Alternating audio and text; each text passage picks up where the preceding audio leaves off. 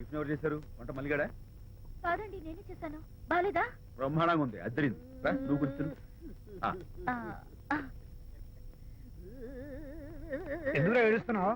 వాళ్ళు సంతోషంగా ఉన్నారు కదా బాబాయ్, అందుకే ఎమోషన్ తట్టుకోలేక ఏడుస్తున్నారు. నేను వెళ్ళి వాళ్ళ సంతోషంలో పాలు పంచుకుంటాను. ఆ మౌడు బెళ్ళాలు ఏదో సరదాగా ముచ్చట్లాడుకుంటుంటే కాఫీలో ఉప్పులాగా మీరెందుకండి?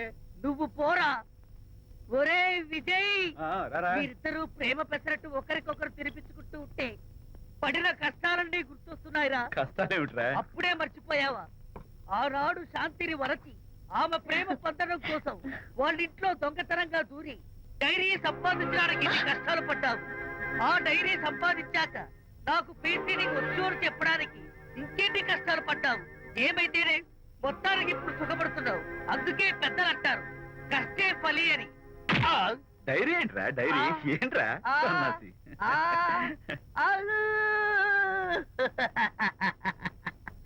చెప్పేశారా?